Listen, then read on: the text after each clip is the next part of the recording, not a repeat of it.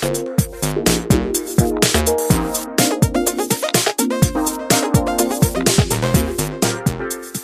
everyone, welcome to Super Switch Heads. In today's episode, we are speculating about the Direct that's coming up soon. We're going to discuss some leaks that happened to retailers and some rumors coming out, some financial results, and a briefing of Q&A from Nintendo Corporate. We're going to also focus on Smash, so we're going to talk about some custom game modes, all the variety, and our favorite characters, and then, as always, end with what are you playing? So welcome to today's episode. What's up, everybody? How's it going? What's up, everyone? My name is David. Hey, my name is Matthew. And I'm Patrick. And we're Switch Heads, so thanks for coming back. Yeah, oh my God. Super One Switch episode Heads. in the can, y'all. That felt pretty good, This is right? episode 2. Yeah. Man, we're on a roll. Well, I think you said you just checked the metrics before this. We are now the most popular Nintendo podcast on the internet. The most popular. Yeah, you know I think that's pretty incredible. You know we're good when you say you check the metrics. We're real official. Yeah. You check those metrics, son. You know the metrics are when you work at a call center for a really long time, and that means like whether you're going to get fired or not. How's y'all's weeks?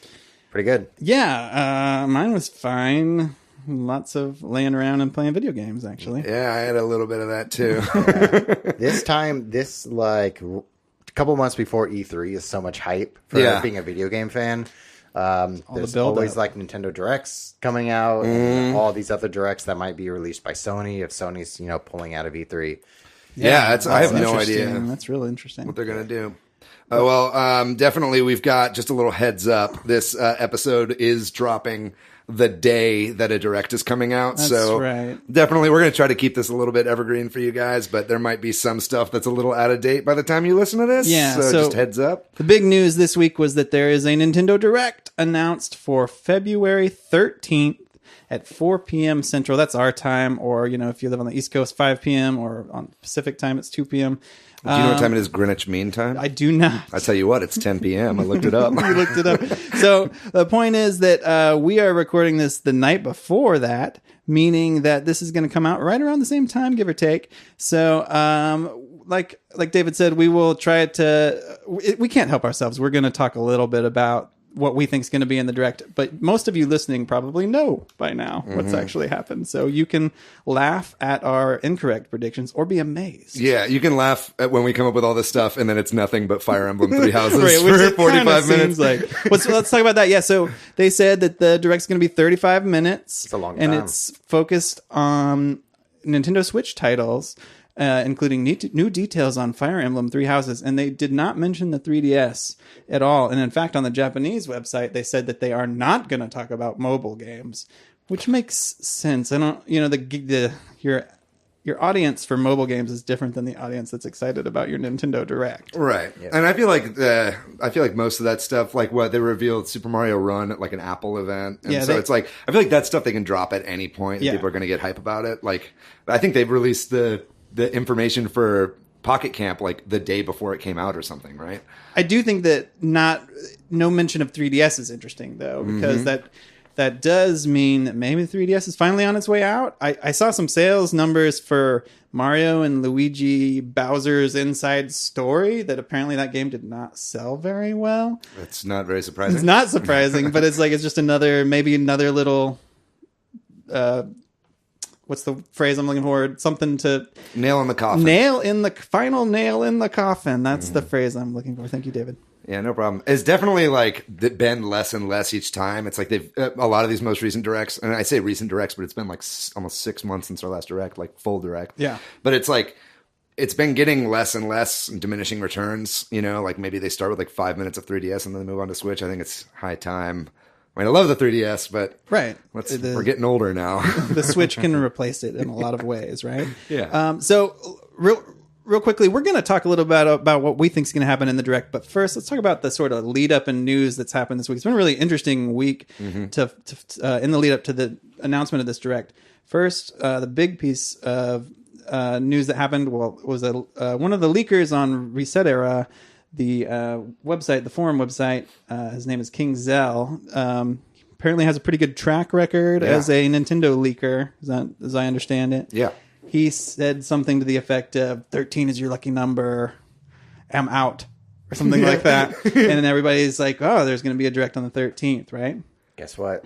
He was right. He was right. Yeah. Well, I know Monday, it's like they usually announce this 2 days in advance. Yeah. It's not here on Monday. What's going on? Yeah, I definitely was starting to think it wasn't happening. Yeah. Just because of that.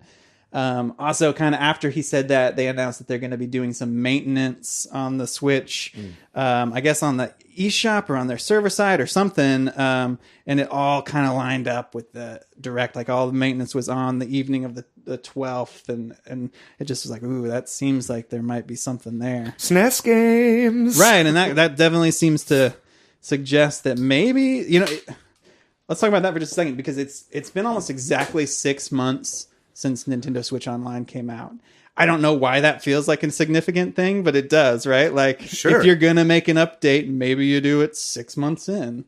They've proven themselves to be like, we release things on schedules. You know what I mean? It's like, and I feel like going forward, they're going to be dropping like a new console, say every 6 months, every year. Or the way that we're talking right now is going to blend into our next topic, which is we're talking about the Q&A that Nintendo had. Mm-hmm. But Nintendo needs to increase value for Nintendo Switch Online by having more games, because the majority of people have it for like 1 month or 3 months, right? As opposed to like PSN or Xbox Live, people get like a year subscription. Right. Yeah. So let's jump over to that right now because it's relevant. Yeah, so might as well. There was an English translation of the Japanese financial briefing, which just came out, and that's exactly what they said, right? That a lot of people were actually signing up for 1 month or 3 month, because I think your options are either 1, 3, or 12, which is also why I think it's weird that maybe they announced something at 6 months, because nobody has signed up for a 6 month. That's now like, Anyway, so yeah, they said that they want to boost the appeal of the service on a yearly basis. And now this is a Q&A, so I don't want to like parse the words too like, intensely, but that word yearly kind of jumps out to me. But maybe that was just something the president said just in response to the question. But it did make me wonder, well, is it going to be till September that we see any significant changes? Right. Well, I feel like, especially just because they just had that investor Q&A meeting and everything, that it's like they want to get something out quicker than in a year just to prove to them that I think it's like, for instance, I think it's good that their investors, the people that are actually making the real kind of calls as to what happens at Nintendo, the ones that have the most sway, are grilling them on it. You know what I mean? It like shows, I feel like it's makes it harder for them to ignore as much as they might want to. Yeah. Well, so we'll come back to that briefing, the Q&A, because there's a few other things. But going back to sort of the lead up to the direct, there are also same leaker, King Zell.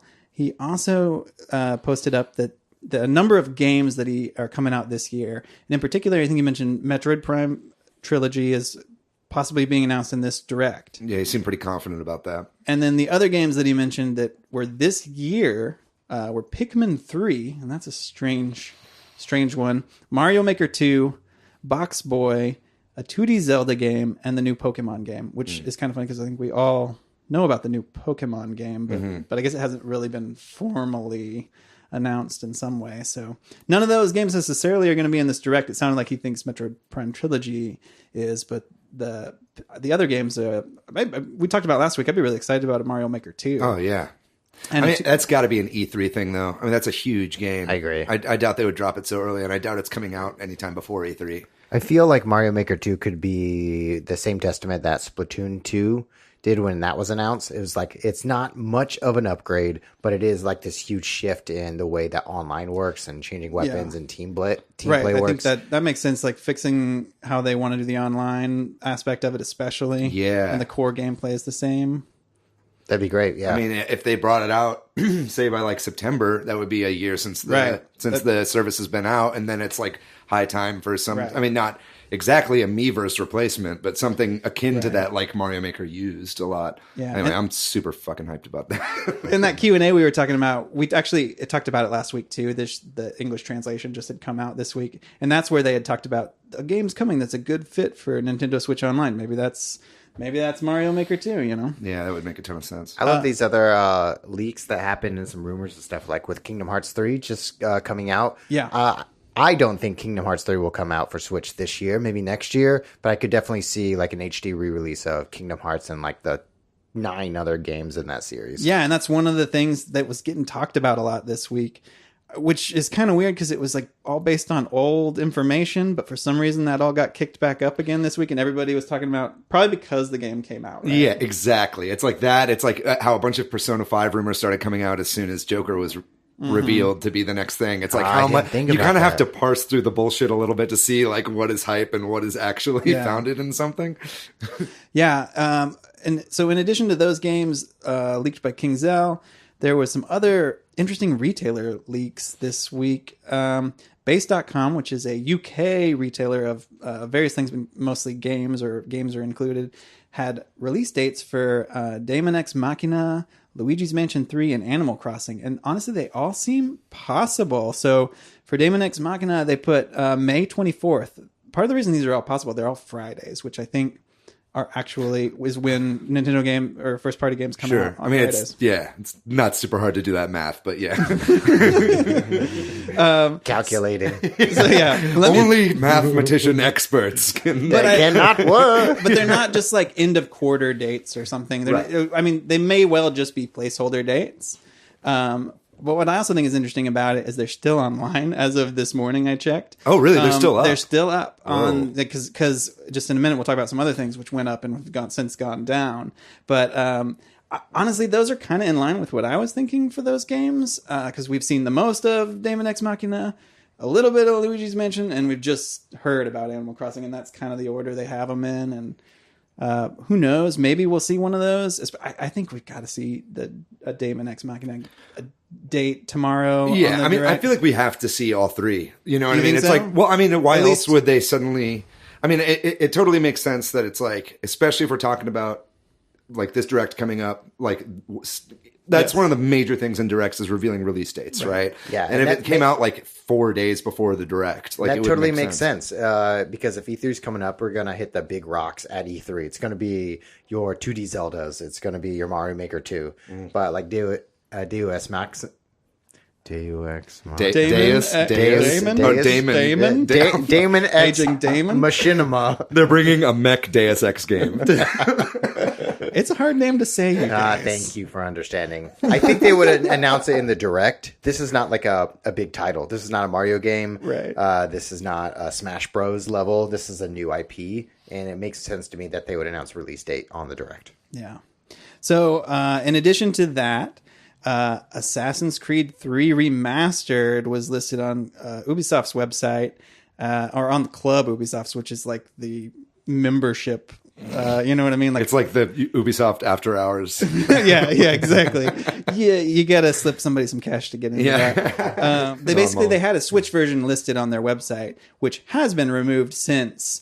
So maybe that's something we'll hear in this direct. Seems quite possible. It definitely wouldn't be out of character for them. I mean, they brought the streaming version of Assassin's Creed Odyssey to Japan recently, so I feel like they would definitely want to expand that market to something that's not just cloud-based. You know what I mean?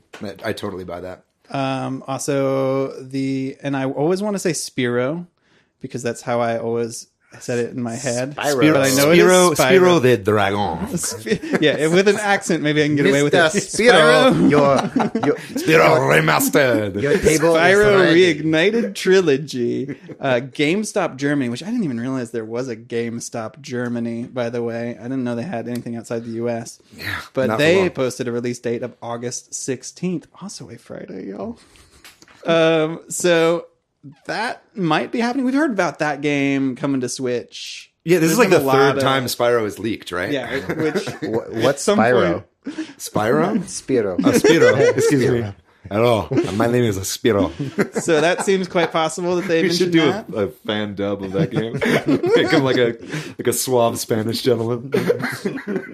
So that might be part of the direct, or it might just be something that gets announced later. We'll see, or not at all. And then Limited Run Games is a publisher of physical games that might not otherwise come out in physical form for Switch and for PlayStation 2. Mm-hmm. But there's one of their employees posted that Spelunky 2 is definitely coming to Switch. Thank you Thank you, Patrick, for putting this in the run of show. I feel like this is only Take it away, David. David is glowing right now. Okay. He is floating above his chair, make 3 to 4 feet. That's right. Oh, I just used some ropes to levitate. That's what I'm doing. But all 5 of the Spelunky fans in our listener It's a base pretty will popular get that. game, though, or at least widely, it seems like. Yeah, it's at least like incredibly influential. It's like anybody who's a fan of like roguelike games or the roguelite genre, if they haven't played it, they've at least played games that like share the DNA. Spelunky is one of my favorite games of all time. I've been dying for Spelunky to come to the Switch. Spelunky is one of those games that I bought a PS Vita for, like back in the day. Yeah. And not only did I buy a PS Vita, but when it was stolen from my house at a party, I bought another one so Just I could for keep playing Spelunky. Well, that and like Isaac and a couple other of those like kind of indie machines. Like the Vita before the Switch came around was the indie machine. Switch, yeah. You know what I mean? It was like what all the indies wanted to go to. Nobody bought it, which is why the indies love the Switch now, because people are actually buying their games for the first time in a portable way. But to be clear, like Spelunky 2 isn't even in existence yet, right? No, it's not out yet. And what makes me excited about this, and hopefully this gentleman who is on the Limited Run Discord still has his job. Yeah, because this was a pretty huge drop, like pretty was. blasé. Also, if you read the text from it, Discord. Yeah, it was on the Limited Run Games Discord, right? Yeah. And Limited Run Games, if you guys don't know, they put out a lot of indie titles. So it's like I think they did the physical, or they're doing the physical release of Hollow Knight For Celeste. Celeste, Dead Cells, like a lot of these games that like actually are usually just eShop games. It's kind of like the collector's items version. Right. And they a lot of people don't like limited run games too because Really? Well, at least I hear them get a lot of flack because maybe for other reasons as well, but they the whole idea is it's like collector's edition, Sure. right? Like there's only a few thousand of these at most or whatever. Right. But then they made a deal with Best Buy to release a few games. Larger release like Golf Story. Right. So a bunch of people were pissed off. Like my Golf Story Switch number 1000 or whatever is no longer as unique or valuable since now anybody can walk into a Best Buy. So I've heard that them stuff catch rolls off my back. I'm like an eShop digital guy, like, but I know some people get really crazy about it. It's like, well, I don't mean to call you crazy. That's the point of them collector. too, right? Is they're making a limit. I mean, it's in their name. They're making limited runs, and part of their appeal is you can get a physical copy of something you couldn't get a physical copy of otherwise. Right. They've got some flack for that. I mean, to bring it back to Spelunky, like I'm so excited for this game. This game is absolutely a perfect fit for Switch. I actually had a chance to play Spelunky 2 kind of demo build at Fantastic Arcade here in Austin, Texas recently. They basically had Fantastic Arcade happens once a year. It's kind of where all these indies from around the world like come together for a week in Austin and kind of show off their games. They build arcade cabinets for particular games. There was like a Samurai Gun 2 tournament and everything that my friend won. He kind of snuck in and won the whole tournament, which is fun. That's awesome. But yeah, it was funny. So they have these stations set up where you can play all these different indie games that are going to be coming out over the next year or so. And I was walking around and like every single one was just playing Spelunky 2 and ignoring all the other games. And it just shows like how popular that game is and how influential it is. And what I love about this game and I'm so excited about is like, I'm not even mad that Spelunky 1 isn't going to be coming to the Switch, because that's another thing that he said. He's like, Spelunky 1's definitely not coming. But it's like Spelunky 2 doesn't really change all that much, which is perfect, honestly, because the formula works so well. And it really, really, it's one of those games where it's like procedurally generated every time you play it. So when you get better at that game and when you start like beating it, it's because you've mastered the game mechanics, not like you learned the levels. So yeah, you know what I mean? You feel like, holy shit, like I did this. I feel like I'm a good explorer, you know what I mean? And like that feeling is going to be perfect for just pick up and go on the Switch, you know, because you might play around or you die after 3 minutes or you go the whole 35, 45 minutes or whatever to beat the final boss. And it's just like such a rush. Right? Anyway, I'm going to stop gushing. We don't even know if it's really happening, but I just like want to go to sleep until it comes out. Well, people are excited about it. Yeah, that's good. That's exciting. This isn't going to happen in the Direct tomorrow, but Ubisoft has been seeking some additional feedback on Mario and Rabbids, which shows that they're probably going to make a sequel. I don't know if either of you got this email. This was maybe 3 or 4 months ago. I got an email where they were seeking feedback on the game, and I filled it out. And like it very much made it sound like they're working on a sequel. So this isn't like a new news, but it's just another little something that shows that Ubisoft is really gearing up to make a sequel to Mario and Rabbids, and that may not be for another year. Who knows? But they seem keen on it based on the success of that amount of time that it took for the Donkey Kong expansion to come out for Mario Rabbids was not that long. I feel like this sequel could come pretty soon, honestly. And clearly they've been thinking about it. Yeah. So, and they have all the assets and everything. What do you think about the Roomba? Do you think there will be a Roomba in this one as well? Oh, I hope not. That was maybe the worst part. You didn't like the Roomba? Well, I didn't like that you're not moving Mario. I didn't like that when you move, it's that character. I forget there's a character in it who's like a little robot that looks like a Roomba. And it's a rabbit Roomba. And when you move around on the overworld, that character is first, and Mario follows behind it, and then all your other characters. So it's weird to be playing a Mario game where you're controlling a character in front of Mario.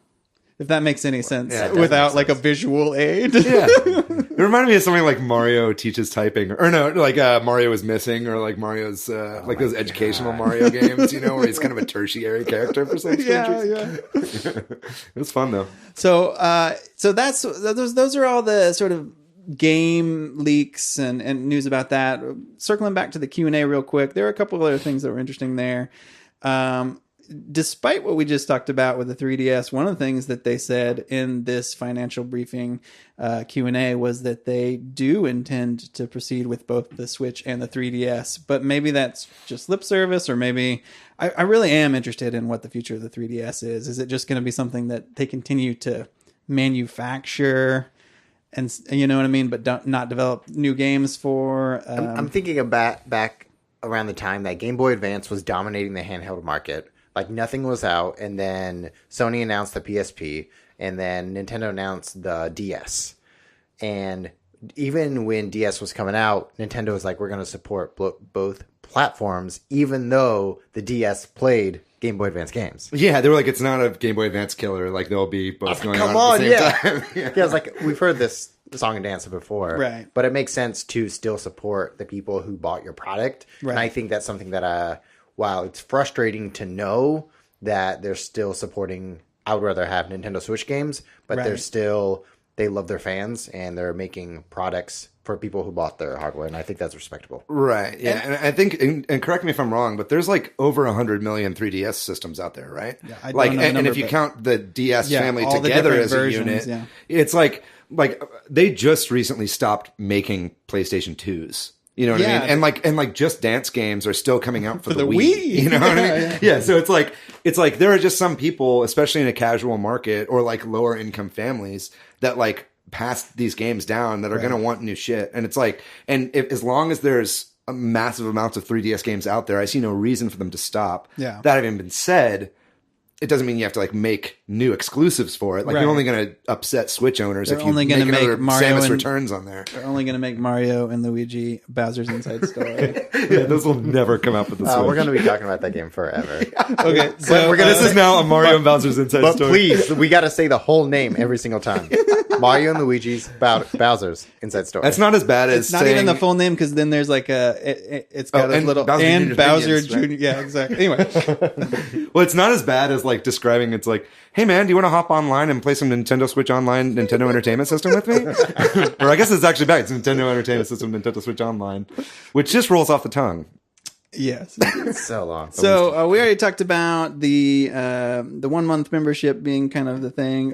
Something else they talked about in the Q&A was how they didn't hit that 20 million mark we talked about last week, about how they had that 20 million goal of for the last financial year of selling 20 million Switches, and they downgraded it to 17.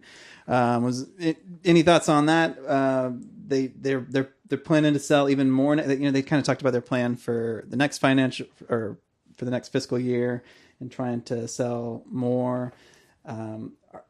What does that mean? Are we going to see?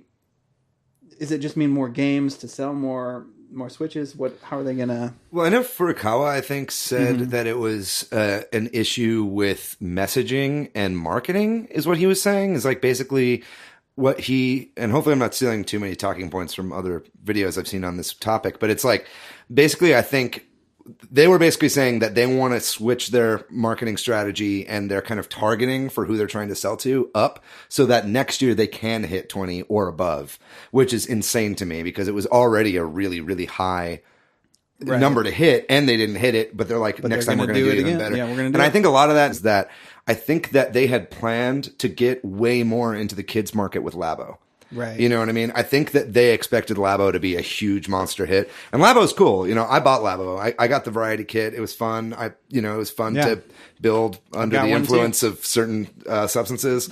You know, I mean, it came out on 420. That's all I'm going to say. But, but it was like that was fun, but it was like, it didn't take off like they wanted it to. You know what I mean? I think that had Labo been a huge hit, had that price point been $20, $30 less for cardboard. They should have put Labo on the 3DS, y'all. Wow. I mean, that could have worked. I mean, actually, no, it couldn't have worked. It doesn't have the you IR need like, sensors. Yeah, exactly. There's so much. It's all based on the Joy-Cons, but it's like, but I think like that's definitely something they thought was going to take off. And I think with this talk about a more pro player experience for Nintendo Switch Online, I think that they're realizing that kid market isn't around like it was for the Wii and for the 3DS. And it's like a lot of the people that are Nintendo fanboys now that gobbled up that stuff when they were kids are adults now. And they're still customers. Cash money. And they got cash money. Got expendable income. And maybe some of them have kids. Like if I had a kid, I'd definitely buy Labo for it. I do, and I did. Yeah. Did your kid like Labo? I still have... It takes a long time to build those things, yo. And I still have a bunch of things to build, which I haven't. He's a little too young for like some aspects of it, so I have to build it on my own. Would you tell your kid just to grow up already? Yeah, I know. That's how I've felt ever since he was a baby. It's like, I like video games and comic books and Lego. Just get old enough so we can do these things. Which kit did you buy? I bought both. Well, I actually got them as gifts, the variety kit and the robot kit. And I haven't touched the robot kit. Well, that's a little big for a tiny baby. Yeah, I'm looking forward to doing it. It's just I haven't sat down for 5 hours to build it or whatever it takes. So anyway, we're going to move on. Let's go back to the Direct and just spend a little bit of time talking about what we think might be in the Direct, and you listeners can laugh or applaud us since you probably now know. David, what is your best guess or prediction for what we might see in this February 13 Direct? Okay, so basic predictions, and this is fun. A little bit of predictions for you guys. I think definitely we're going to see all three of those games that they have releases for at that UK store. I think that makes a ton of sense. What was that? Luigi's Mansion? Yeah, it's Luigi's Mansion 3, Daemon X Machina, and Animal Crossing. And that's right, yeah. And I think we'll get release dates for all those. Well, they even had a title for Animal Crossing, right? It's like Welcome to Animal Crossing, I think. Yeah, something like that. Yeah. Not the best title, but I mean, I could see it working. I think that we'll definitely see release dates for all three of those. I don't think that they're going to spend a ton of time on them. Right. I do think we're going to probably see at least 10 to 15 minutes on Fire Emblem Three Houses. A game that I'm not personally super excited for. I've never been a huge Fire Emblem guy. I love playing as Marth in Smash. We'll get to that in a second. But I think that we'll get those three. We'll get a ton of Fire Emblem stuff. People are going to be upset about how much Fire Emblem stuff there is. And then despite the fact that they announced that it's primarily focused on. Yeah, exactly. I mean, that's what they said about other directs as well. And it was like, it's been true. Yeah, it's been true. They just they spent so long on Xenoblade Chronicles 2. Like whenever they had the kind of reveal stuff for that, it was like 12 to 15 minutes, and they didn't even talk about that beforehand. It was like, God, when are we going to move on to Doom? Yeah, they did the same thing for the DLC Torna. Yeah, Torna as well. That's exactly right. But my two predictions. Kind of out there predictions, but rooted in reality. I think it would be. I think we're going to get a Final Fantasy VII Shadow drop. I think that is all but inevitable. I really hope this happens, so I seem really smart. But I mean, that commercial came out recently that showed off Mario Kart and Final Fantasy VII. They had no information on when it's coming out. I feel like that's one that was going to drop. I think I might have even talked about this last week. January. In the kind of canceled January Direct that maybe only exists in my brain. But I think Final Fantasy VII is going to get a shadow drop, and I think there's potentially a chance we're getting like Super Nintendo games within the week. I think like if maybe not all 30 or 23 or whatever were announced of the ones that were out there. I mean, that would be a huge drop. You know what I mean? That would definitely bolster a lot of kind of confidence in the service as far as that's concerned. But my two big ones that are in no way confirmed are Final Fantasy VII, because if that shit happens and it's like it's releasing today, I'm buying that immediately. And Super Nintendo games. Those are mine. What about you, Matt? I think we're gonna get some footage of Joker. who's going to be on Smash, maybe 5 minutes or so, and maybe a tease for the next DLC, if that's Erdrick or whoever that could be. We'll probably get Metroid Prime 3 trilogy, right? Hopefully, or maybe Spyro. My hope is like a secret hope is that we get another Warriors game. I can't think of a franchise that we already had Fire Emblem Warriors and like Hyrule Warriors, but in my head I wanted Waluigi Warriors. Waluigi Warriors, where all the characters are Waluigi and all the enemies are Waluigi. Exactly, because Waluigi, instead of fighting others, he fights himself. It would be Waluigi Warriors. Warriors. Realistically, though, I mean, not to say that that's not realistic, because that's going to happen. What are some games you would like to see get the kind of Koei like a Warriors treatment? Yeah, I've been thinking about this. Nintendo games specifically. Yeah, any Nintendo characters or franchises. Well, it seems like Fire Emblem was the obvious one, and they've done that one because they're Sword Boys. Yeah. I off the top of my head, I've got nothing for you. What do you guys think about like a Star Fox Warriors, or like a Lylat Warriors? You know, because like it's called Lylat Wars in Europe, so Lylat Warriors just kind of makes a ton of sense. That'd be fun. Cool. Yeah. If you're doing a Star Fox game, that feels like it's more of a shooter than like a melee. Well, you could bring shooting. You could bring shooting into the. I guess that's what Gundam did. Yeah, because they have Gundam Warriors.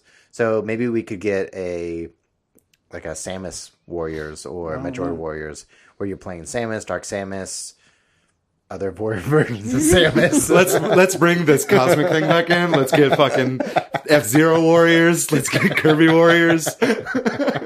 Yo, Kirby Warriors is you suck things up and you take their powers. It's like a 3D Dreamland. That actually sounds really tight. Patrick, what about you? Well, I don't have anything much that y'all didn't already cover. I think I agree with most of your things. I don't know that we're going to get hard dates for Luigi's Mansion and Animal Crossing. I think it's possible. Why do you hate fun?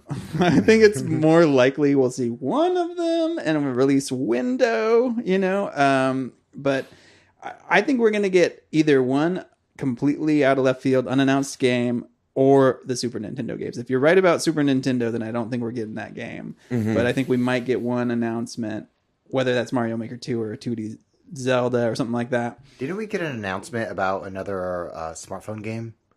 Well, they said they're not going to cover any of that in this direct, but there is Dr. Mario World, which we did not talk about, that has been recently announced. Yeah, that seems like a great fit.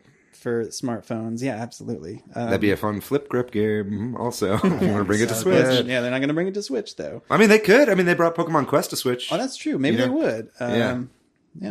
Real quick, before we move on from the predictions thing, what kind of third party? Do you think we're going to see any third party stuff? I do. I think we're going to see one thing that nobody talked about too. I think we're going to see some dates for all those Final Fantasy games they announced. Yeah. I think you're right on that 7. If it's not going to come out tomorrow or the day of the direct, is going to come out soon, and there's some few other Final Fantasy games out there that they've announced, like 10 and 10-2 and is 10 not dated yet? I'm not 100% sure, right. But I know that some of those games don't have hard release dates yet, and I think we're going to hear that. You guys played soon. Final Fantasy X? I did not know. I did when I was a kid. Titus or Titus? It's Titus. Titus. I don't want it to be Titus. I wish it was Titus. Titus. It's Spyro. This is the point where I might edit in Titus going. That's my favorite laugh in all the video games. So good. So now you can laugh at us because the Nintendo Direct completely does not deal with any of that. Yeah, all we're getting is a sequel to Hey Pikmin. Yeah, for 3DS. It's 35 minutes of Fire Emblem and a Hey Pikmin 2. So we're going to move on to our main topic for today, which is Super Smash Bros. Ultimate. Yeah.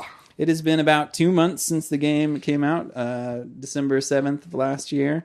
And I think the three of us have all been playing a decent amount of this game. So we're going to kind of just go over where is Smash 2 months later and how we feel about it. Before we get into all the modes and all that kind of stuff, any just sort of general feelings or thoughts about Smash? I played through World of Light in a couple of weeks. Loved it. It's like a love letter to video games. Hopefully you played it. Hopefully, spoiler alert before we talk about some of the secrets and should we put just a spoiler alert for the rest of the Yeah, I mean, like 20 minutes or whatever. I think that's fair. I have not beaten World of Light, but I'm not afraid of you guys spoiling it for me. Okay, cool. There's some hype shit. There was a couple sequences that I was smiling ear to ear, and the first one was Street Fighter. I grew up playing Street Fighter 2 on the grocery store arcades. And me too. You start on a plane, you go from country to country, fighting characters that are similar to Street Fighter characters, other than Ken and Ryu, and it was just beautiful. Music's happening. The sound is there when the plane goes from country to country, and it's just incredible. Yeah, the music was so there's a reason there's like 900 tracks in Super Smash Brothers. It's like they just fill it with so many incredible new remixes, but then it's those original tracks that just out of nowhere hit you in the nostalgia, and you're like, oh my god, I'm a kid again. For instance, my one for that, because I didn't really grow up on Street Fighter. That having been said, I appreciate that segment. I love that. It was pretty mind-blowing, actually. But the one for me that almost brought me to tears in World of Light was the Donkey Kong Country area, where it was they just recreated the whole first world of Donkey Kong Country, and each fight was something from the game, and it had the original song in it. That was a huge part of my childhood growing up. That was actually a surprisingly emotional moment. My roommate was like, "Why are you crying?" Donkey Kong! Don't you see Donkey Kong Country? That bass line hits. So we're talking about it. So let's just focus up on World of Light and the Spirit mode. So yeah, that was kind of the last thing they announced, and it was also the kind of thing where you're like, "What?" when they were talking about it. It made no sense before I played it. Yeah, but it's really cool, and I have not gotten very far into World of Light because I started it on hard, and I stuck to hard for way too long before. Relatively recently, I was like, "This is dumb." Me too. I was like, "This is dumb." I am terrible at Smash to begin with because I've never played a Smash game before this one, and so eventually, I would say within the last couple of weeks, I was like, I'm knocking this back down to normal, and now I'm winning them, and I'm like, oh. Well, it also is World of Light works pretty. Once you figure out which types of spirits beat what other kind of spirits, and then it's you really have to kind of, because you can just auto pick whichever one, right? And a lot of times that'll help, but a lot of times too, it's you fight a match that you're just not leveled up enough for, right? You know what I mean? So you just have to go back and grind a little bit. Fortunately, the whole thing's Smash, so grinding isn't really that terrible. I mean, some people would probably argue against that. I know a lot of people that thought World of Light was a total slog, but it's but I think they made it to where even if you're playing on hard, if you're patient enough, you can figure out how to do it. And I was, but I think it was just taking me a really long time. And I also wasn't sitting down and studying the spirits and stuff like that, which I should probably do if I'm going to try it on hard. Yeah. I mean, for me, the hardest part about it, and sorry to cut you off, but the thing to me that was hard about it is I've been playing pretty much every Smash game since they came out. And I'm so used to fighting against AI characters, just running forward and spamming a button because the AI has sucked up to this point. And now the AI is actually really good. Yeah. And you have to really use strategy in order to beat them. And so that has been a total culture shock for me as I'm playing single player. But what were you going to say, Matt? I do not remember. Well, so no, it's all good. In addition to World of Light, there is the Spirit board. Have you guys played much of that at all? Do you guys go on there? That's what I was going to say. There's so many spirits. There's 1,400. Is there 1,400? It's a shit ton. It's it's something like that. There's a point that I was playing World of Light that I ended up just choosing one spirit as my main, and then just playing that the entire one. It was really maxed out Mother Brain, and then I switched to one of the Metal Gear robots, and because it made me giant, and I just played Bowser, Little Mac, and I just knocked people off the stage. Is it a neutral spirit? It's what's the main, a support spirit? It's the main active one.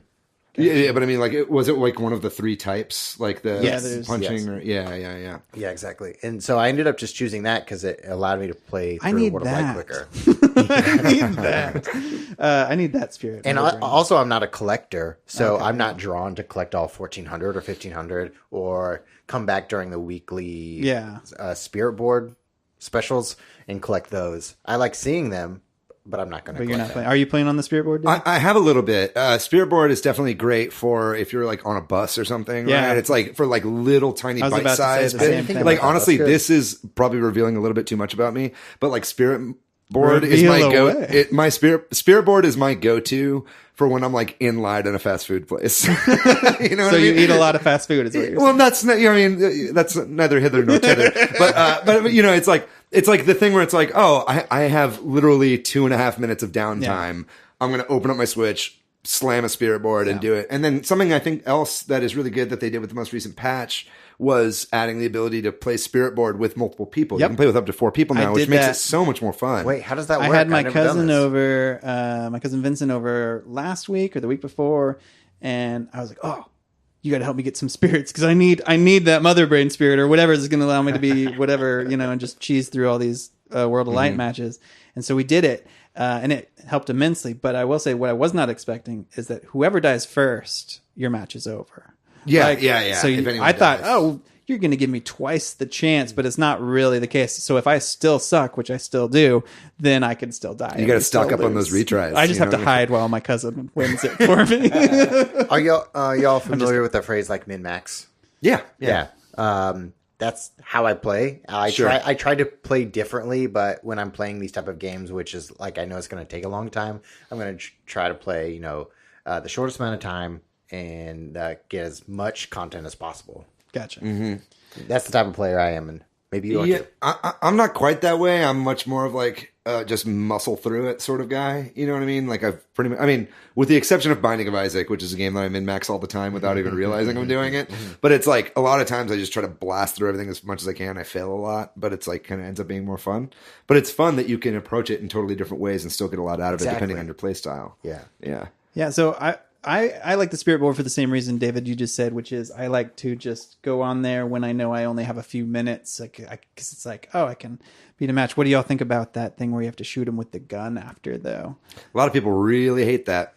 I was like I am amazing at this. Oh, really? I had not missed a shot for a long time, and then I just started missing every one. And I was like, I am terrible at this. And then now I'm back to feeling like I can handle it again. Because I got so in my head about it, and I'd win. And like I told you, I'm not very good at Smash. This is my first Smash game. I like fighting games a lot, and so I'm into it, but I suck. Well, and like when you finally beat somebody and then you miss that shot, that sucks. Yeah. And then because you know what, if you lose to a fighter, they stay on the spirit board. But if you beat them and then don't break the shield with the gun, they go away. Yeah. It's no. Yeah, it's absolutely terrifying. But it's kind of cool too. It's kind of cool. I mean, I think you just kind of have to. This is who really has time for this? I guess only me. But like you can.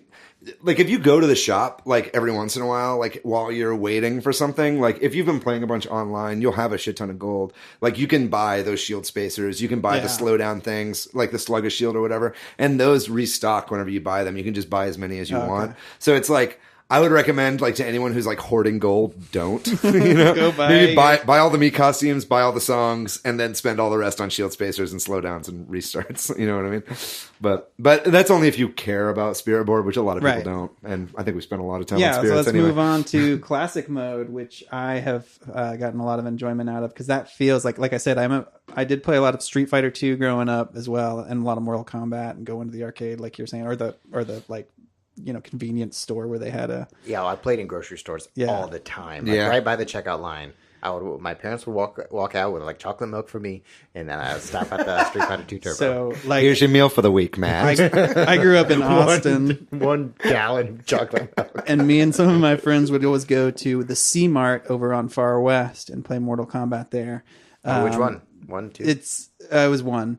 Anyway, but I also played a ton of Street Fighter 2. But anyway, total aside, let's move back. So Classic Mode feels like those old games where you go through the mode. And again, I know this has existed for y'all in previous iterations of Smash, but I kind of instantly got into that because it felt comfortable.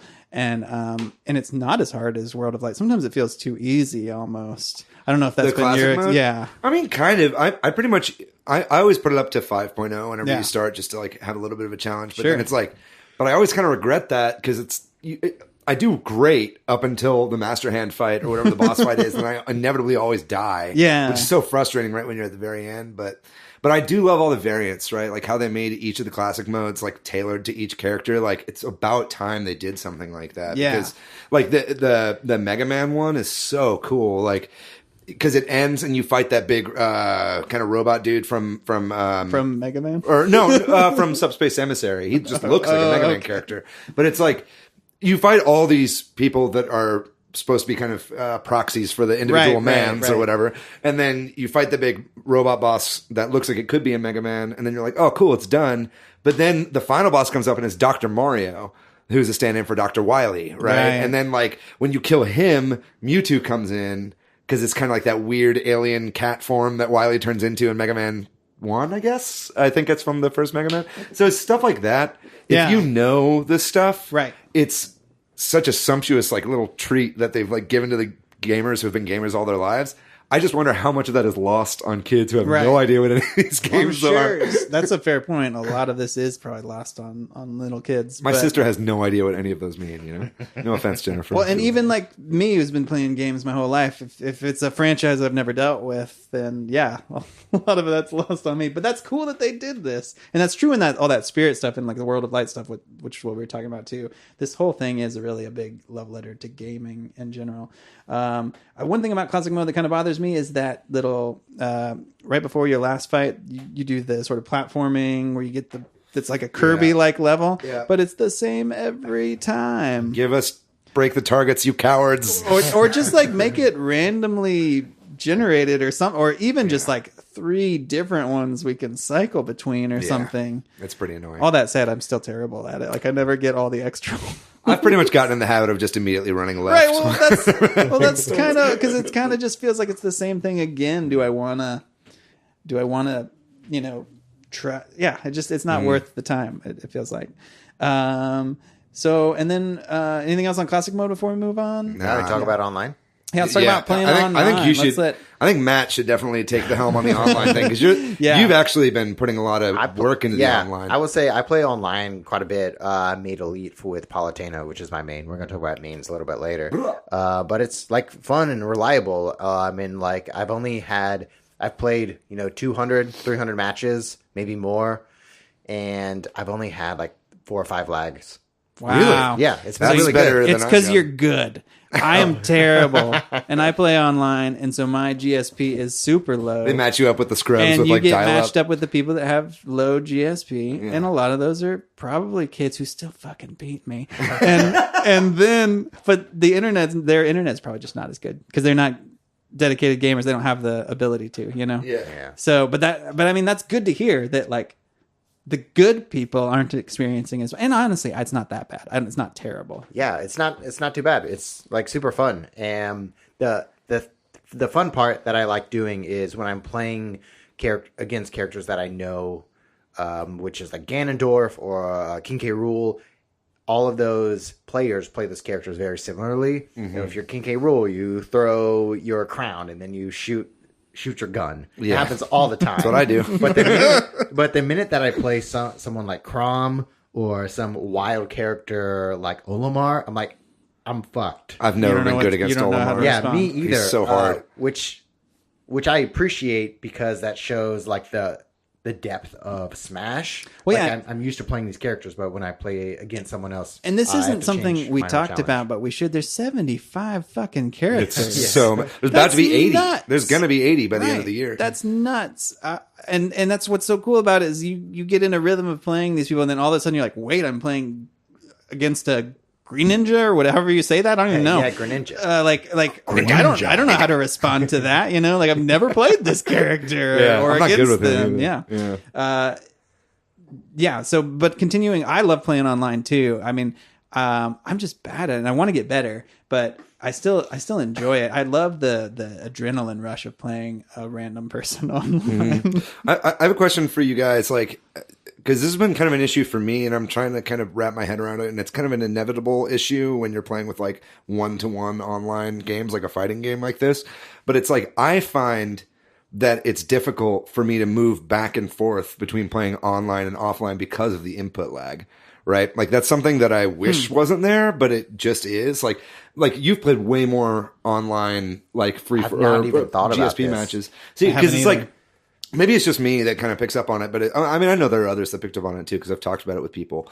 But like, whenever I'm playing online, I get into the swing of, you're compensating. I'm compensating for the lag, right? And then whenever I come back to playing like locally with people, then I find, I'm trying to do my lag inputs, So it's almost kind of like you have to learn 2 separate Yeah. You know, it's like people who play Melee and Smash 4 or whatever back in the day. Right. You know, you kind of have to figure out both. Maybe I guess that's just me. I guess you're a better sense. player than I am. Yeah, I guess the next time that we have a Smash Heads meetup, Smash Heads, Switch Heads. Yeah, we'll change the name. That's all we play. It's all about Smash now. Next time we have a meetup, I'll have to put that to a test. Yeah. I've been playing a fair amount of both. Like I've had my cousin and my friend Austin over. Like, what's up, Austin? Somebody over about once a week to play some Smash in person. And I haven't thought about it, but again, I'm not very good, so I think I'm just trying my hardest to not fall off. There was one ask that I have is I would love to play co-op online with a buddy that's not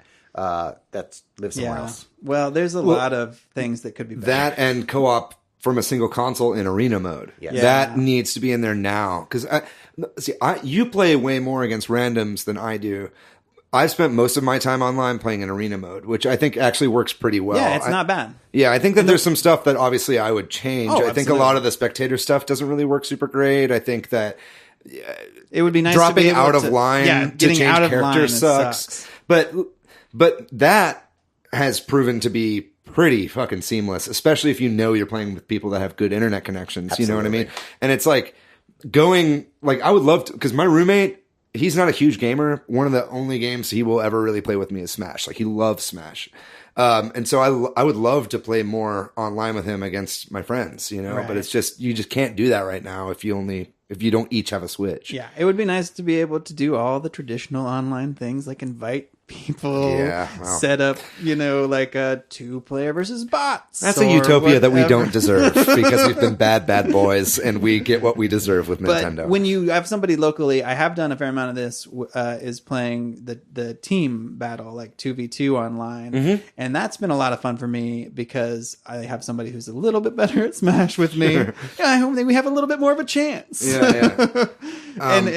So at least that mode exists, though obviously they could do a lot better. I think that brings us to the next segment.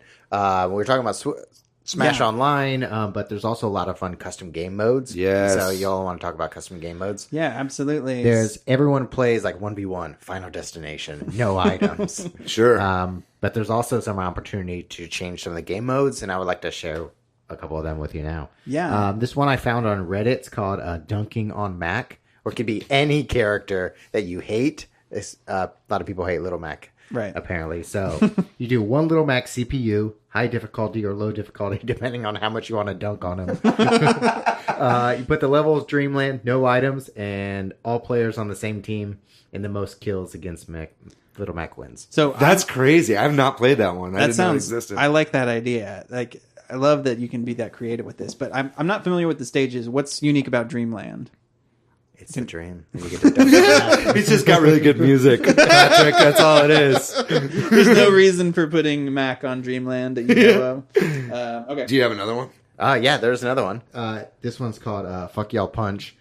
All players, where did this come from? This is also on Reddit. All players, Captain Falcon, Mute City, Falcon punches only. Oh, I love it. I love it. So I know why that's Mute City. Okay, that makes sense. I've got a couple that I've been using. One I've been playing since Brawl, which is Drink Smash. I love Drink Smash. I love that you can actually make profiles for your different game modes in this, because now I have Drink Smash in my game. Yeah. But Drink Smash is awesome. It's 20 lives. Damage is turned up to 2.0. And then you play with 4 more people. Play on a big stage like Hyrule Temple or something like that. And then every time you die, you drink. Basically, everybody finishes their drink by the end of a match. That sounds fun. And it's super, super fun. I love that. The other one is kind of talking about like that Street Fighter stuff from Spirit Mode is I made with my friend Cena. What's up, Cena? We made a variant mode called Super Smash Fighter 2 Turbo, which is basically what you do is you turn... you have to do it through special smash, so everybody's heavy, and then you turn the launch rate down, and everything is on Final Destination, and it's a stamina mode with 200%, and each match is, I think, a max of 2 minutes long. Oh, that's fun. And then it's best 2 out of 3. So it really makes it feel like a traditional fighting game, and the speed is so much faster, and it's all way more combo focused, and it's way more... just about who can get the most hits in, and you really change up your playstyle because it's way less about knocking people far, because stamina mode already lowers your knockback. And then when you when you increase the weight and lower the knockback anyway, it just makes it so much faster. It almost feels like Melee. And that's been the hypest shit that I've played personally. I think it's like seeing people pop off. Oh, and there's Final Smash meters, right? Oh, so okay. it's like, so you actually get to see those Final Smashes because nobody likes to play with Smash Balls, you know? Yeah. But it's awesome. It's a great mode. And the three of us played that a little bit, maybe a month or so ago. And I liked that. And that kind of inspired me. And I couldn't remember what it was. But I went home and started messing with the modes. And I found a thing I liked, which was making in that same sort of, I don't remember the name, Custom Smash or whatever it's called. Yeah, Special Smash, I think. Mega Heavy Fast. Nice. And I don't have a name for it, but that's probably the name. Maybe if you're listening right now, you have a name other than Mega Heavy Fast. I like Mega Heavy Fast. But so you make you change the size of the characters to mega, and you change the weight to heavy, right? And you changed it to 1.5 speed or whatever, right? Which is the fastest you can do. Oh, and Mega Heavy Smash, fast, Mega Heavy Fast Smash. Man, it's Mega Heavy Fast. Mega Heavy Smash. I forced my cousin to play that with me. Otherwise, I've only played it against bots. But I like it because it's the same thing. It kind of makes it more like a traditional fighting game. Sure. And I don't know why I like the Mega, but it also makes the stages, like I played it on random. I probably need to find like the right stages for it. But it's been a lot of fun. You can't recover if you fall. Well, yeah, just to put it out there, none of these variant modes that we've come up with are going to be balanced in any way. Like there are definitely times when I'm playing Super Smash Fighter 2 Turbo or whatever, where it's like, hey, that didn't seem fair. It's like, yeah. Oh, okay, Wario is broken in this mode or whatever. It's just you'll find stuff like that, but it's fun. Before we move on from Smash, who are your guys' mains? Like, who have you been? Palutena. Yeah. And I saw an infographic that called her Carly Rae Jepsen. So my name is Carly Rae Jepsen. I saw that. Which I also listen to Carly Rae Jepsen, so that aligns with my my spirit. Hell yeah. What do you like about Palutena so much? She has a counter, has lots of range with projectiles, and lots of like really fun combos. Yeah. And has like a nice up B. I've been having a really hard time beating your Palutena. I think I've beaten your Palutena once, honestly. She's fun to play. I know. It's really been eating away at my confidence, honestly. What about you, Patrick? I've been, because of Street Fighter, my love of Street Fighter 2, I've mostly been playing as Ken. I'm still figuring the game out, to be honest with you. I'm trying to get better at it, and I think I need to kind of play with a bunch of different characters. Mm-hmm. But the characters I've been gravitating to are Ken, Lucina, and Peach. Those are probably the people. Lucina's good, man. I like Lucina a lot. Into. I do too, but because I play with them the most, my GSP with them is the least. Because I'm bad. Yeah. What about you? I'm playing with a lot of the same characters I've been playing as. I think I've always been a Marth main. White Marth is my guy. I've been using him forever. Captain Falcon, also the white and pink variant of Captain Falcon. I really enjoy that guy. I love Young Link in this game. I think because I haven't quite come around to the changes that they've done to regular Link. So it's Young, and I used to play as Toon Link a lot, but I don't really like how Toon Link plays in this game. And Young Link is exactly what I want out of a Link, and so I love him. From the new characters, I've been really digging Isabelle. Man, Piranha Plant is just the shit. It's like I haven't quite gotten him down yet. I can't call myself a main, but I aspire to be one day. Yeah, my main, the one that really breaks my heart, because every time they change Smash or every time there's a new Smash, you pretty much just have to. This is my friend Robert always tells me. He's like, every time a new Smash comes out, you just pick a new main. You know what I mean? Because everybody's going to be changed. The one that breaks my heart is Game & Watch, man. And so much of his moves have been changed to the point where I just can't gel with him anymore, and it breaks my heart. But hopefully, I got my fingers crossed about some buffs for him. Like, I'd love to get that down tilt back to where it used to be. David is literally crossing his fingers. Yeah, I really am. For all the listeners of the podcast, which is everybody. But yeah, that was good Smash talk. Yeah. And I'd like to, hopefully we can talk about Smash again in the future. I'd love to get some people from the competitive Smash scene in.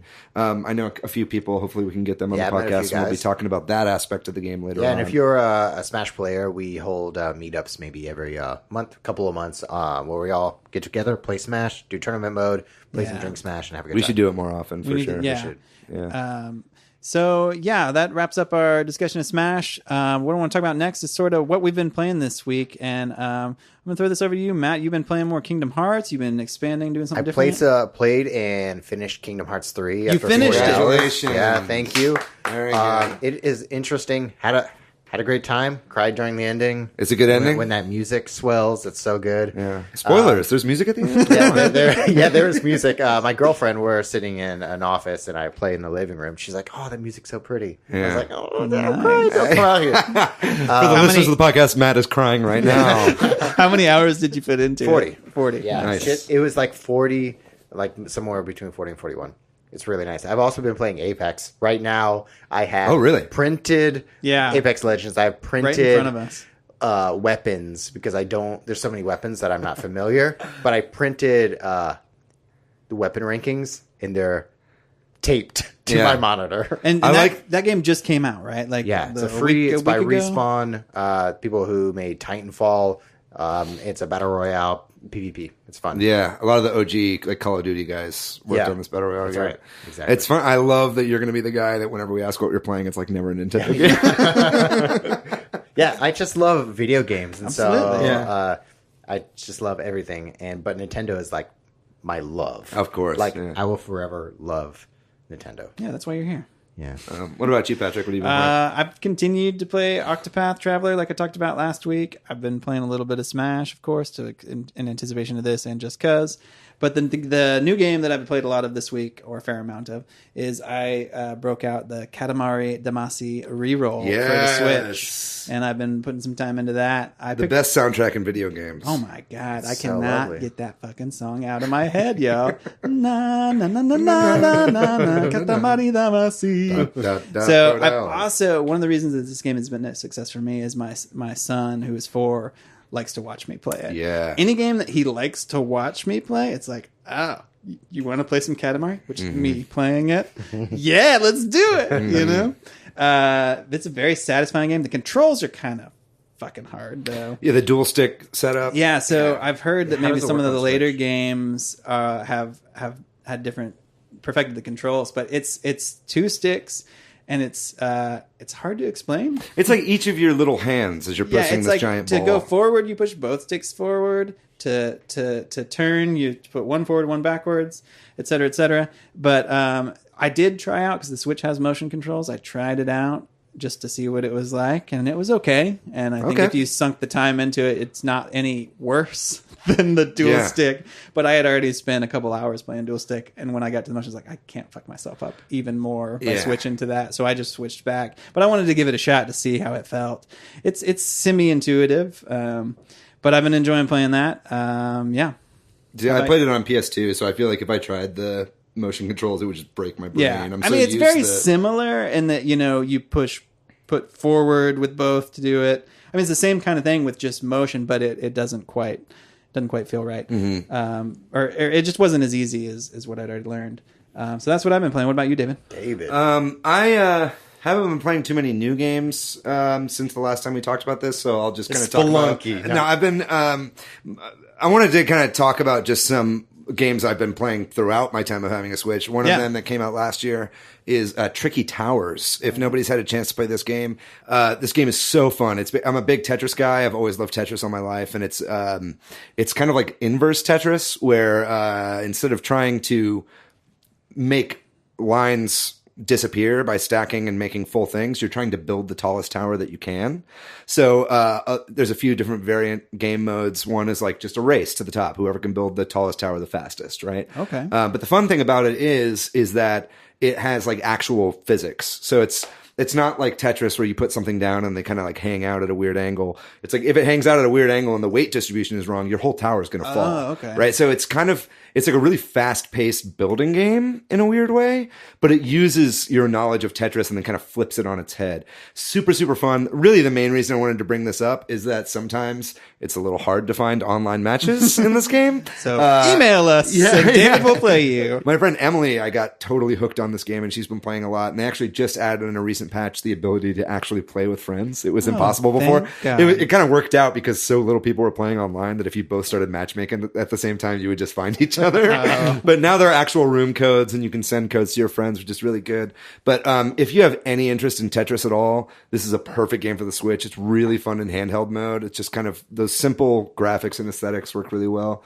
And then the other thing I've been playing recently that isn't really on the Switch, but my friend Curtis was actually selling some of his Game Boy Advance games recently, and I bought a few from him. So I've been catching up on some old Game Boy Advance games. I found my old SP. I think it's criminal that we don't have any Game Boy Advance ports on the Switch because it would be perfect. Well, according to your prediction, 6 months from tomorrow, we will get Game Boy games on the That's what I'm talking about. Just give me that Game Boy Advance Classic, baby. That's all I need. But yeah, that's been what I've been playing recently. For today.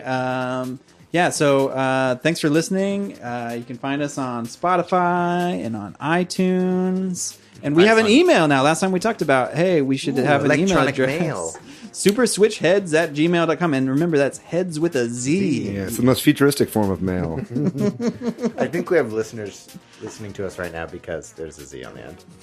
For sure. Yeah, there's a Z. It makes us edgy and cool. You can also find us on Twitter at switchheads. With a Z on the end. That's right. We have a YouTube as well. That's where a lot of these episodes are going to. Yeah, Switchheads. With a Z. With a Z. There's a Z throughout all of these platforms. Hopefully we'll be uploading some actual video stuff at some point. Yeah. But for the meantime, you can catch the podcast at any of these places. This week we'll put a link to our Facebook group as well as Discord. So make sure you join up and join on that hype train where we talk about rumors and all that Nintendo Switch hype. That's right. And you know what? I mean, shit, go celebrate. There was just a Nintendo Direct. Everybody's happy now. That everyone gets Final Fantasy VII and Mario Maker 2 is out today. Yeah. And then maybe a special surprise by Final Fantasy VIII. Oh, that's never going to happen. Yeah, Stop dreaming, on. buddy. Squall Leonhardt's coming back, baby. And one final shout out. Thanks to Corduroy for the music for our episodes. That's right. And we will see you next time. Bye-bye. Bye.